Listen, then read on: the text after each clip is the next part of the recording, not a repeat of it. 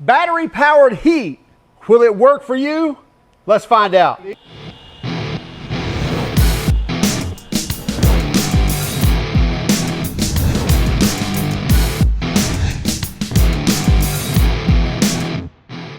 We've got the RIDGID 18-volt heat gun. It's the model number R860435.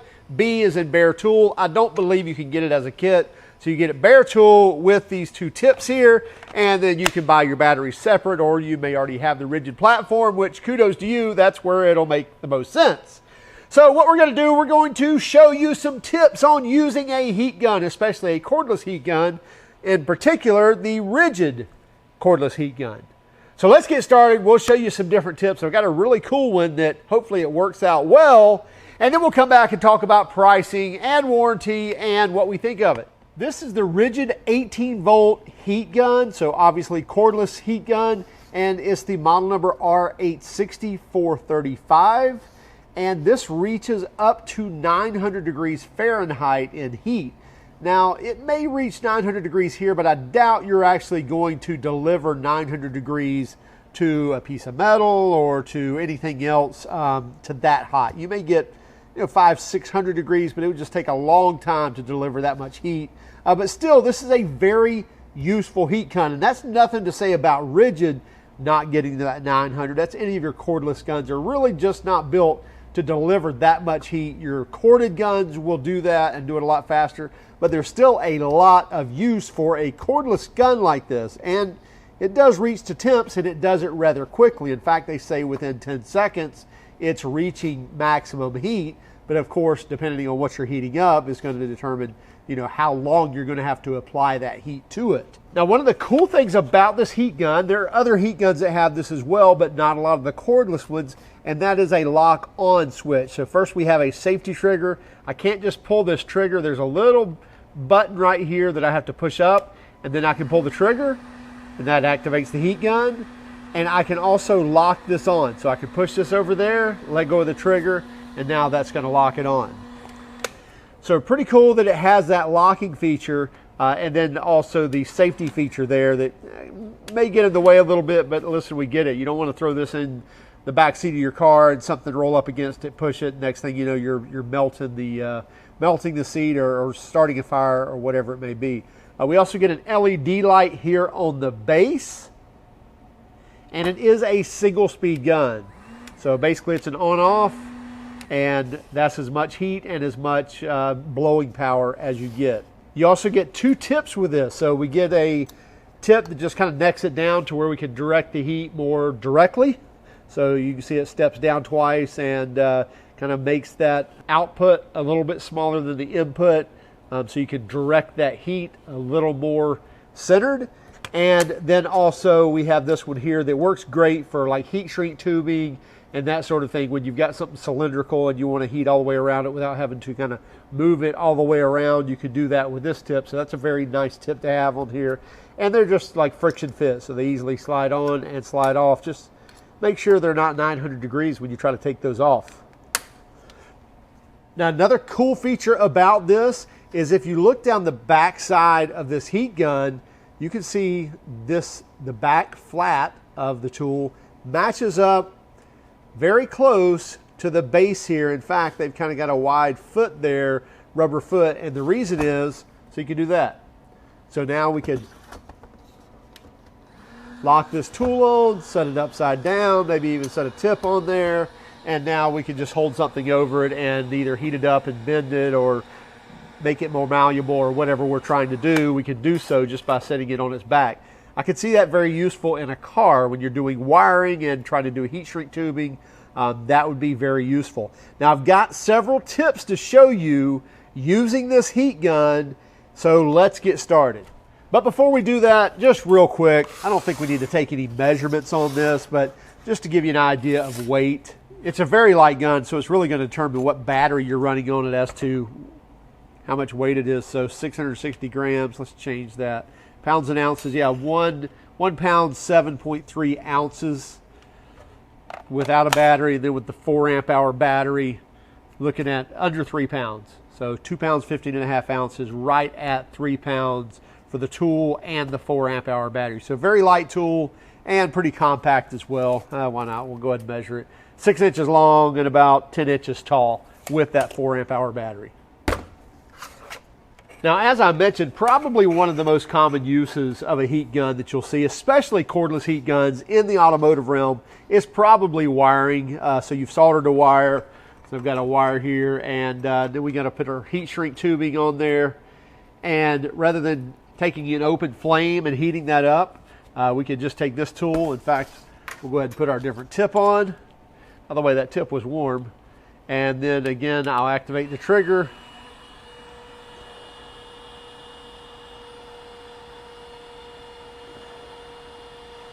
And there we go, it's already shrinking that. And by the way, it's shrinking it all the way around, just kind of moving it back and forth.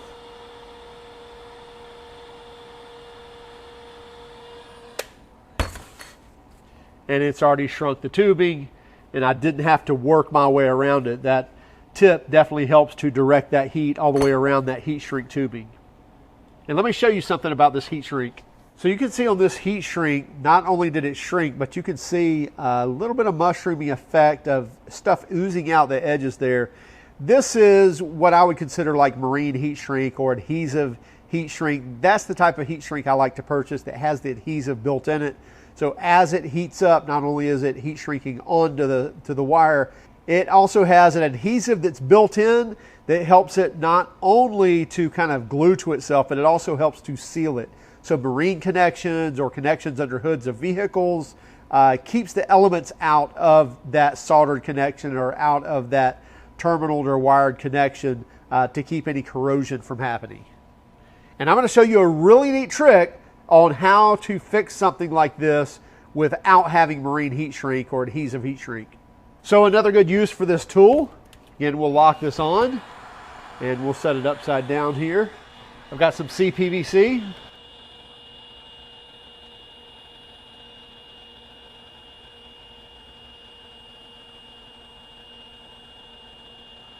So that's about 20 seconds in the heat. You can see there I could bend pipe. You don't want to kink it. And by the way, you could heat a larger area and be able to keep from kinking that, but I'm going to bend it about that far. And if I wanted to, I could spray that with water real quick and kind of freeze that in place, or I can just hold it and let it cool off a few seconds. And it will retain its shape. So you can bend acrylic, you can bend Lexan, you can bend polycarbonate, CPVC, PVC, you name it, any types of plastics, things like that. It's great to heat that up, bend it, and now we've still got full flow on the inside of that, but now we can bend that wherever we need to or build something custom. Works really good for that. We start the gun again. Another good use. Nylon rope that's really frayed on the end once you cut it, rather than, again, an open flame.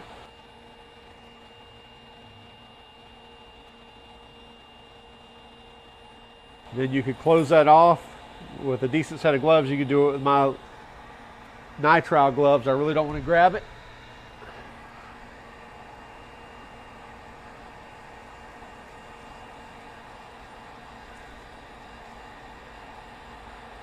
So close off that nylon rope or whatever this stuff is made from, and now it's not going to fray anymore. You can tie knots or whatever, and it's not just going to go nuts on you like that. All right, I've got 3 more uses for this. This is one that's pretty simple, and then we're going to get to a really cool one. But old vacuum lines. So you're underneath the hood of a vehicle, or transmission lines, vacuum lines, fuel lines, but they've been on there a long time. They've got a lot of memory like this does. A lot of times they'll give you a lot of trouble getting it off the brass nipple or whatever you're trying to get it off of. And this has got, again, a lot of memory to it. And this is some different type of vacuum line or air line, and it's very hard. Very hard. We'll see here in just a few seconds.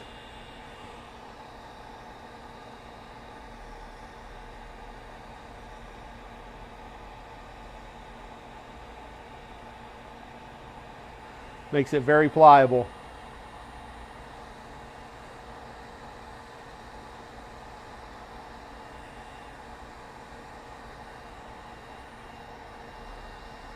So just a little heating up just kind of brings it back to life and makes it a lot more malleable, especially like a vacuum hose like this. You can heat this up around the wherever it's put on at you know, some type of temperature sensor or vacuum port or whatever it is that it doesn't want to release. And once you heat it up, then you can take your hook tool, slide it in there, and just kind of work your way around it and release that hose. So especially in the wintertime when these are nice and cold and they've got a lot of old memory to them, put some heat on it, get some heat into it, and it's going to make it a lot more malleable again. Ooh, that's warm. And then you can work it off and hopefully even save it if you need to. Okay, here's my really cool trick, and I learned this from an old Marine guy years and years ago. And that is, I showed you kind of our, you know, adhesive heat shrink there. That I really don't buy anything else other than adhesive heat shrink because I think it does a great job of protecting, as well as that it kind of glues itself on there. But I'm going to go ahead and just make a manual connection here. In other words, we're not going to solder this. So I'm just going to crimp this fastener on here.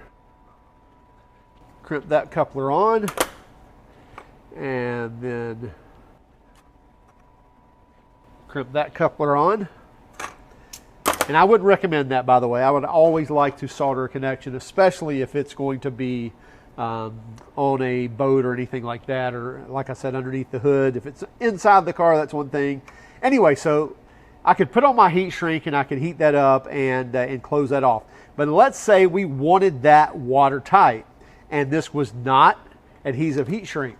Well, and I'm actually showing you the wrong material, but I would recommend using silicone. This is actually just DAP caulk, but use 100% silicone. Don't watch me, but this white will show you a lot better than like clear silicone. And to be honest, I couldn't find a good tube of clear silicone. So I'm just gonna goop some around there. Gonna then slide on my heat shrink.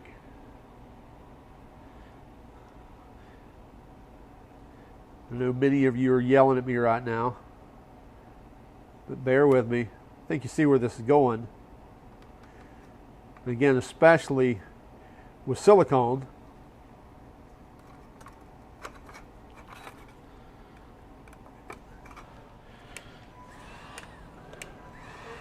And then let's heat that up.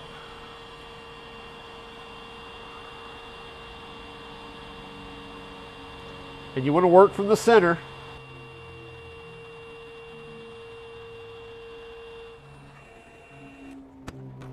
So now we've got a watertight connection that's sealed with, if you use the right stuff, silicone, but you get it.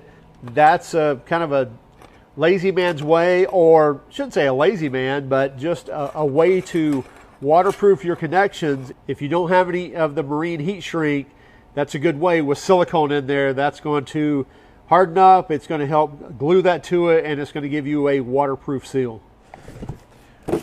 This would best be shown like on a vehicle, old decals on a vehicle, but rather than taking the camera outside, especially with the weather we're having right now, thought I'd show you just on a box, on a sticker. But I'm sure you get this. You've probably used this before, but rather than trying to peel a sticker with it being cold and brittle, especially any old decals, they just like to fragment and just kind of come all to pieces. So if you put a little heat on it, of course that one's coming right off.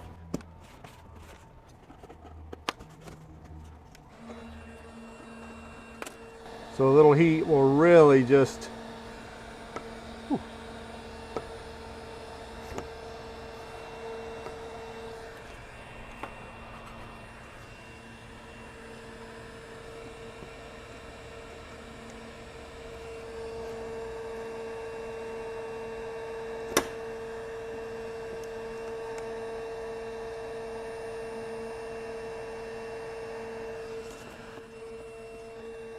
Very useful little tool.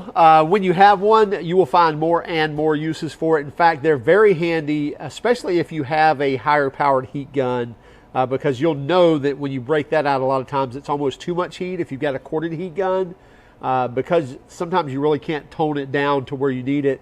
And this is a great tool for that. This will also go hot enough, I think, to do those solder connections that are the heat shrink and solder built into one another.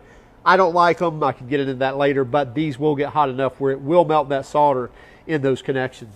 Well, this worked absolutely great for doing typical heat shrink stuff, as well as even doing kind of the handyman special marine heat shrink using silicone, or AKA caulk, because every tube of silicone I grabbed was already hardened. So my apologies for that, but I think you get the fact that use silicone in there and it will actually not only bond, but also create a waterproof seal in there. But I would recommend just buying marine or adhesive heat shrink that has the adhesive built in it, and it squishes out when you heat it up. Anyway, the RIDGID cordless heat gun worked perfect for that. Worked fine for even, you know, molding CPVC or PVC, melting this rope here, you know, heating up vacuum lines and making sure that they're malleable. So a lot of different uses you can use a cordless heat gun for.